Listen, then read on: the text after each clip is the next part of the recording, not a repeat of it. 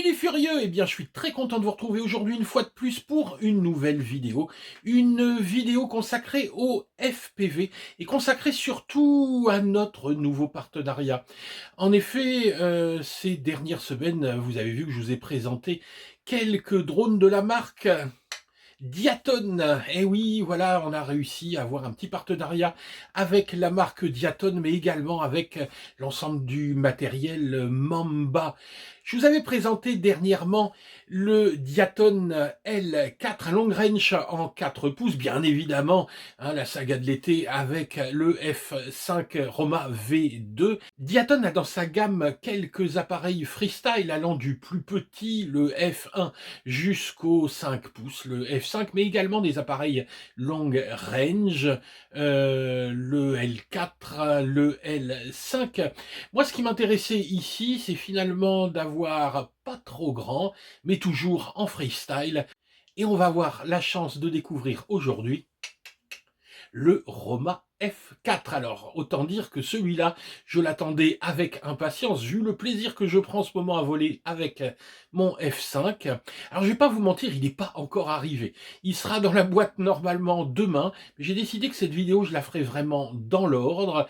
Donc, tout de suite, voilà, hein, je vous parle un petit peu de notre partenariat. Ensuite, dès demain, on ouvrira la boîte, on fera la revue technique et normalement, en fin de semaine, on pourra voler. Alors je remercie donc Diaton pour nous faire confiance. Je remercie également Tracy de chez Diaton qui sera désormais notre contact. Allez, on n'en dit pas plus, on va regarder si il est enfin arrivé dans la boîte aux lettres. Allez, c'est parti, bonne vidéo. Attention, voilà la poste qui arrive. Alors qu'est-ce qu'on a de beau aujourd'hui? Ça. Alors, j'ouvre avec vous, hein, vers mon courrier. Oh, les petits autocollants que j'attendais. Kane H, sympa ce truc-là. Le petit module ELRS, alors ça c'est rigolo. J'ai commandé un module ELRS, mais j'ai absolument rien à faire voler avec.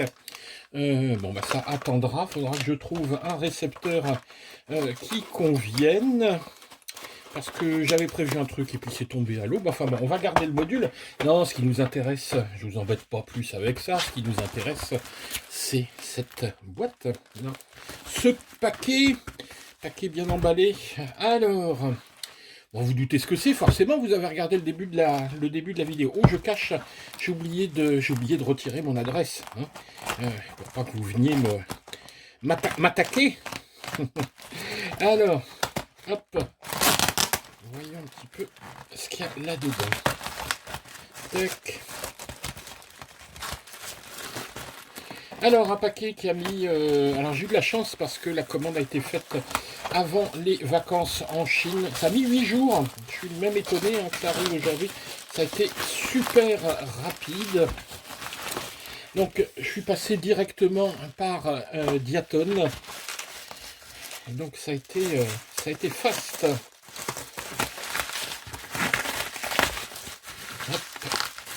Allez. Hop là. Et voilà. Comme d'hab, hein, une jolie boîte toute noire dans la ligne un petit peu de la boîte du F5. Hop. Attention, attention. Attention. Waouh. Alors, voilà. Exactement le même packaging pour le F4 que pour le F5. C'est, encore une fois, juste la classe. Ça fait peut-être pas voler les drones, les boîtes. Ça, je suis bien d'accord. Mais en tout cas, le plaisir, il est là au moment où vous l'ouvrez. Et moi, en ce moment, j'ai beaucoup de plaisir. Alors, comme toujours chez Diaton, la liste le diagramme des pièces pour la frame. Donc, si vous cassez quoi que ce soit, normalement, vous devez pouvoir retrouver les pièces, même si je suis pas tout à fait sûr que tout existe en détail, mais en tout cas, bon, on peut savoir exactement ce dont on a besoin. Ça, qu'est-ce que c'est?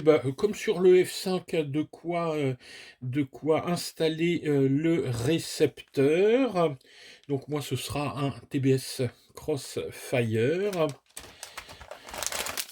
Le petit cadeau, donc la petite prise USB-C, le petit câble adapté. Toujours le même souci chez Diaton. Merci, nous donne un jeu d'hélice. Oui, mais sauf que c'est pas un jeu en spare, hein, c'est le jeu tout court. Donc ici, des HQ propres en 4 3 par 3. 4 x 3 x 3. Bon, des 4 pouces classiques. Hein, bon, ça devrait, je devrais en avoir. Alors, là-dedans, le petit sac de matériel avec, comme toujours, de quoi bricoler un petit peu, des colliers, des tubes d'antenne si vous en avez besoin, si vous avez un RXSR, la petite antenne vidéo. Alors, c'est une petite Mamba en RHCP parce que c'est la version analogique que j'ai choisie. La petite télécommande qui va bien pour la caméra. Et puis ensuite, voilà, les écrous pour les hélices. Des petits trucs en TPU, on verra bien à quoi ça sert. Les petits bouchons pour les antennes, la petite protection pour la FC. Et voilà. Ça et la classe totale de la visserie en spare en paquet de 12 et en paquet de 18. Donc voilà, vous avez toute la visserie M2 et la visserie M3 en spare. Si avec ça vous perdez des trucs, ben, vous serez pas perdu. Et pour finir dans ce paquet, les deux petits patins antidérapants pour les batteries. Oui, bah, c'est les mêmes, donc il y en a un de rechange. Et puis deux straps de sangles. Elles sont de bonne qualité, les sangles Diaton. Moi, je les aime bien. Maintenant, attention. Regardez ça. Il est pas beau? Ouais. Waouh. C'est incroyable. On dirait un mini F5, même s'il y a un petit peu moins de trucs à l'intérieur. Alors, il y a une place de fou. Je pense que vraiment, on peut installer ce qu'on a envie hein, sur cette frame, d'autant qu'ici, alors je regarde, oui, c'est une carte IO, donc qui fait tout, donc vous voyez, il y a de la place, hein. On pourra même emmener des bagages, si on a envie. Regardez la taille du condo là-dessus, ouais, un petit VTX, bref, tout pour être heureux. Comme sur le Evoque, regardez ici, ça c'est sympa, ils ont repris ça sur le Evoque, la petite prise ici qui est carrément intégrée. Donc ça, c'est pas mal. Voilà. Sauf que comme sur le Evoque, ouais, ça va être chiant à mettre. Bon, moi je suis pas fan, hein, je suis pas fan franchement de ces fiches intégrées. Je sais que certains adorent ça. Tout est prêt pour recevoir. Là, on voit le RXSR ou le Crossfire. Hein. Moi, j'installerai mon Crossfire là-dessus. Regardez comment c'est beau. Ah ouais, ça, chez Diaton, ils savent faire. Voilà, de la jolie camelote. Eh ben, il n'y a plus qu'à voir si la jolie camelote, c'est de la bonne camelote. J'ai installé le Crossfire, donc le Nano RX.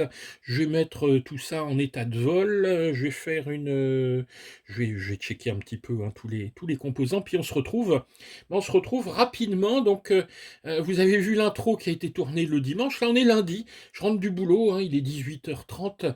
Je viens directement de la boîte aux lettres. Donc, je pense que je mettrai ça en vol mercredi, parce que demain, je vais vraiment pas avoir le temps. Je m'en occupe mercredi, il sera en vol vendredi ou samedi, et puis bah, la semaine prochaine, vous aurez la revue de ce petit Roma F4. Allez, c'est parti pour la revue technique.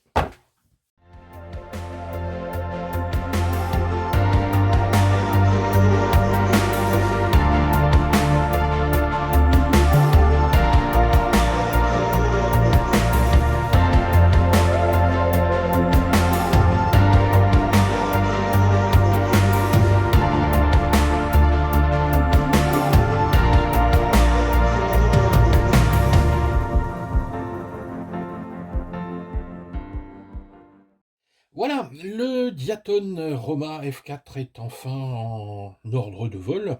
Donc il est passé sous Betaflight. J'ai installé le récepteur, rien de bien compliqué. J'ai fait ça pendant la semaine. On est samedi, il a volé un petit peu hier vendredi. Je lui ai un petit peu abîmé les hélices. J'ai fait le foufou. Et puis j'ai découvert certaines choses dont on va parler. Avant de parler du vol, voyons un petit peu ce qu'on a dans la machine. Donc ici, moi j'avais pris la version PNP, c'est-à-dire sans récepteur. Ouais, en fait, j'ai rien choisi, hein, on me l'a envoyé comme ça. Donc j'ai installé ici mon petit Nano RX Crossfire, donc avec l'antenne qui vient derrière. Cet appareil, vous pouvez le trouver aussi en BNF, c'est-à-dire avec le récepteur installé, soit le Nano RX Crossfire, soit, alors je sais pas ce que c'est un XM+, ou en tout cas ils annoncent FR Sky D16, donc bon, bah, c'est peut-être un récepteur de chez eux, je ne sais pas trop. En tout cas, il est dispo en BNF si vous voulez pas vous enquiquiner à installer le récepteur, mais honnêtement, vous irez voir sur la revue du grand frère là-bas, du Roma F5, l'installation est assez facile, il y a une petite prise, bon, tout est prévu chez eux. Alors, cette machine, tout d'abord, la première chose qui frappe, c'est sa taille, c'est un 4 pouces. Alors, si on compare au grand frère, regardez un petit peu, on est plus petit, mais on est loin d'être tout petit. En fait, je me suis aperçu de ça en volant un petit peu. On a un vrai appareil de freestyle ici, mais en plus compact. Au niveau de la puissance, au niveau des reprises, c'est assez comparable. Donc évidemment, on peut se poser la question de savoir pourquoi on va prendre un 4 pouces plutôt qu'un 5 pouces. Eh ben, c'est si vous volez dans un espace un petit peu plus réduit. Là, on va pouvoir tenter des choses plus intéressantes avec le 4 pouces. Si vous avez de l'espace, il vaut mieux, je pense qu'il vaut mieux passer en 5 pouces. Mais le choix du 4 pouces est intéressant pour les petits volumes de vol. Alors son poids, on a une machine qui fait 224 grammes, évidemment sans la batterie, parce que vous allez voir que la batterie va augmenter l'addition énormément. On a une frame, alors une frame au passage, on va regarder ça. Je vous ai mis, donc vous avez toutes, comme je vous le disais dans le unboxing, vous avez toutes les nomenclatures pour les pièces, etc. Et puis vous avez regardez, je vous mets une petite photo. Vous avez les différentes tailles de la visserie, de la frame. Alors, si je reprends ça, on a une frame avec une bottom plate ici en unibody. C'est une seule pièce, vous voyez, il n'y a pas de bras fixé. Donc si on casse, évidemment, il faut changer cette plaque-là. Donc c'est une plaque complète qui est en 3 mm. Et on a donc cette bottom plate est reliée par des petites colonnes ici à une top plate, ici qui est en 2 mm. Toute la visserie, vous le voyez, est vraiment, c'est vraiment de la visserie de qualité, comme toujours chez Diaton, avec cette volonté de sortir des produits qui sont vraiment bien finis. Au niveau de la taille, l'empattement est de 175 mm, moteur à moteur, hein. Vous voyez que la frame ici est en X. Donc voilà, hein, ça fait une machine qui est quand même sympa au niveau de la taille. Donc c'est comme je vous disais, hein, c'est ni trop ni trop peu, c'est exactement moi ce que je cherchais. Au niveau de l'électronique, alors attendez, je vais vous ouvrir le bidule. Tac. Voilà. Donc, vous voyez toutes les petites protections latérales qu'on trouvait sur le F5. Ils ont reproduit exactement la même chose en plus petit. Alors ça, c'est sympa parce que ça fait des petites portes et ensuite ça protège votre électronique. Alors, à l'intérieur, qu'est-ce qu'on a? On a tout d'abord une carte de vol ici, une carte de vol qui va être, qui va tout faire, hein. C'est une carte AIO. Cette carte de de vol, c'est la Mamba IO F411, donc c'est du F411. On est en 35 ampères sur une taille de 20 mm. Enfin, 20 mm, les fixations sont de 20 mm, mais regardez ça, c'est intéressant. C'est que les fixations, au lieu d'être sur les côtés, ils ont construit autour des fixations. Alors moi ça, je trouve ça intéressant parce que on peut, donc on fixe sur du 20-20, mais en fait la carte est un petit peu plus grande. On voit que tout ça est filtré ici par un condo de bonne taille. Je crois que c'est quasiment le même que sur le F5. On a le petit buzzer ici qui est à l'avant, mais finalement, vous voyez qu'il y a quand même pas mal de place dans cette machine qui pourrait être convertie en HD sans souci. Il y a vraiment de la place là-dedans pour faire ensuite évoluer votre engin et en faire ce que vous avez envie par la suite. La partie vidéo maintenant. Ici, moi, j'ai reçu le modèle analogique. Il existe aussi, évidemment, en numérique, mais j'ai vraiment envie de continuer à faire de l'analogique, parce que déjà, ça coûte quand même moins cher. Alors, on a une caméra ici qui est une Runcam Phoenix 2. Moi, j'étais agréablement surpris par le rendu, notamment au niveau des couleurs hein, de cette Runcam. L'émission vidéo se fera par un VTX, alors que je ne connaissais pas, qu'il a vraiment fallu que je dompte un petit peu, c'est le TX 500 Mamba, donc c'est une marque, donc c'est la marque interne à Diaton. Pourquoi il a fallu que je le dompte? Pour une raison toute simple, c'est quand je suis arrivé sur le terrain hier, impossible de changer de puissance, donc j'ai fait tous mes essais, mes premiers essais en 25 milliwatts. Alors heureusement, en 25 milliwatts, il fonctionne très très bien, j'avais pas trop d'obstacles, mais ça fonctionnait vraiment parfaitement bien en 25 milliwatts. Mais bon, en fait, je me suis aperçu qu'il était loqué en 25 milliwatts et sur une fréquence. Donc en rentrant, je me suis dit, bon, je vais unlocker le truc. Donc vous avez ici hein, la petite notice du VTX, et vous avez les instructions. Vous voyez ici, unlock, vous avez toutes les instructions pour débloquer le truc. Je débloque le truc, très bien, ça avait l'air de fonctionner, et puis au niveau du VTX, rien du tout. Je me suis bien arraché ce qui me reste comme cheveux avec ce problème. Comme quoi on apprend tout le temps. Et finalement, je me suis rendu compte que c'est tout simplement parce que j'avais pas lu la première partie de la notice. Comme quoi les notices, faut vraiment, si vous voulez pas vous énerver, les lire en entier. Où ils expliquent un petit peu dans Betaflight comment remplir la partie VTX. Alors, je ne sais pas si moi j'ai effacé cette partie VTX au moment du unlock, parce qu'il demande de retirer la fonction donc de contrôle du VTX par la radio, c'est-à-dire l'IRC-Tramp, pour pouvoir faire le unlock. Alors possible qu'à ce moment-là, j'ai effacé cette page-là par accident, je ne sais pas, puis évidemment, j'avais pas fait de dump. Bref, quand je suis revenu dessus, donc après m'être rendu compte que rien fonctionnait, je me suis rendu compte que cette partie-là, sous Betaflight, était vierge.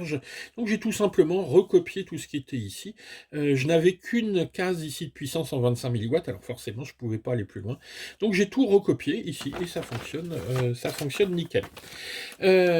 Comme quoi finalement avoir des revues faites avant, c'est quand même intéressant. Comme là je me retrouve quasiment le premier à faire la revue. Il y a Justin Davis qui en a fait une, mais enfin comme toujours elle est faite à la va-vite et puis on n'a pas beaucoup d'informations dedans. Hein, il vous montre le truc et il va voler, mais bon, c'est vrai qu'il a des revues faites bien avant, mais bon, souvent on est sur sa fin. Bon, bref, donc j'avais pas l'information, je l'ai trouvé, je suis content. Donc ça fonctionne bien, donc vous pouvez contrôler les valeurs de puissance et les canaux depuis la radio. Mais bon voilà, faut le savoir, avec ce petit VTX, il y a quelques petits trucs à faire avant. Ensuite, on va parler également des moteurs. Hein. Ici, moi, je suis en 4S. Alors, pourquoi j'ai voulu du 4S? Moi, pour une raison toute simple, c'est que au niveau batterie pour cette taille-là, j'étais pas équipé à la base en 6S. Donc j'avais pas envie d'investir dans trop de batterie. Donc j'ai choisi de le prendre en 4S, même si vous allez le voir, j'étais un petit peu surpris. Les moteurs sont des 2203.5, des Toka, en ici 3300 kV. C'est la version donc 4S. En 6S, c'est exactement les mêmes, sauf qu'on est à 2200 kV. Sinon, la machine en 6S, c'est exactement la même. Exactement, on change juste les moteurs. Ce qui vous permettra, pourquoi pas par la suite, de passer de la version 4S à la version 6S et vice-versa, juste en changeant les moteurs. Alors je reviens un petit peu sur les batteries. Moi à la base, les premiers essais, je les ai faits parce que ça me semblait cohérent. Je les ai faits avec ce type de batterie, donc 4S en 850 milli. Bon, ça me paraissait logique de mettre ça. Seule petite surprise, vous voyez, et ça je l'avais pas vu au déballage. La prise ici, c'est une XT60 et ce type de batterie en général est en XT30. Moi, tout est équipé en XT30 pour mes petites 4S. Donc j'ai fait tout simplement ici, j'ai pris un petit adaptateur, donc XT60, XT30, ça posait pas de problème. Seulement voilà, lors des premiers vols dans cette conformation-là, ça volait pas mal, c'était assez léger. Seul souci, c'est que dès que je mettais full throttle, j'avais un effondrement de la tension. Donc tout de suite les alertes, et même quasiment en début de batterie, donc grosse déception, c'est-à-dire que c'est pas fait pour voler, en tout cas en 4S, c'est pas fait pour voler avec ce genre de choses. Je pense honnêtement qu'en 6S, étant donné qu'on va diminuer la charge sur la batterie, on va pouvoir voler avec quelque chose comme ça, du 6S 850. Je pense qu'en 6S, ça doit passer, mais en 4S, ça passe absolument pas. Donc, il a fallu que je me rabatte sur plus gros pour pouvoir envoyer un petit peu plus de pâté. Donc, j'ai pas grand-chose entre ça et les batteries pour les 5 pouces. Alors qu'à cela ne tienne, j'ai fait un essai directement en 1500. Et là, la machine est vraiment transformée. Elle emmène ce truc-là, mais comme à rien, c'est pas un problème. Et puis regardez, si on met ça dessus, vous allez voir que ça ressemble beaucoup au look d'un 5 pouces avec une batterie 6S. C'est pas incohérent de voler comme ça. Et alors c'est vrai qu'au niveau de la masse, je pense qu'il y a un petit peu mieux. Moi je dirais que l'idéal ce serait d'avoir du 4S en 1150 ou 1300. Mais là ça fait un investissement sur les batteries. Franchement, là il y a de quoi s'amuser. Et là vous pouvez balancer du full throttle. Ça ne bronche pas, il n'y a pas de souci avec ça. Donc voilà, donc ça il fallait le savoir. Donc vous voyez ici deux points importants, c'était les batteries et le VTX. Donc c'est les deux petites surprises que j'ai eues, mais après tout, si moi j'ai le truc en avance, c'est pour me creuser la tête à votre place. C'est pour ça que vous regardez nos revues. Que dire de plus? Je pense qu'on a à peu près fait le tour de la machine. L'antenne, bon, on en a parlé. Bon, ça a l'air de bien fonctionner, il n'y a pas de souci. Les hélices, que dire des hélices? Bon, j'ai fait un petit crash, elles ont bien mangé quand même, hein. Elles ont bien mangé, puis comme j'en ai pas de rechange, je vais aller revoler cet après-midi, mais avec ces hélices-là. Je vais aller farfouiller pour voir si j'ai des 4 par 3 en tripale, j'ai peut-être ça. Alors bon, on va les finir celle-là, puis je vais aller m'amuser un petit peu cet après-midi. Je refais quelques images, j'en ai eu quelques-unes hier dont j'étais pas forcément très satisfait. En plus, je suis parti voler, j'avais oublié carrément la carte SD pour faire un DVR avec les lunettes, mais bon, j'avais ma petite Instago que j'ai mis dessus. Bon, on va refaire quelques images cet après-midi et puis on va se retrouver pour le vol. On va voler, puis je vous reparle un petit peu après le vol. Allez, c'est parti, on va voler.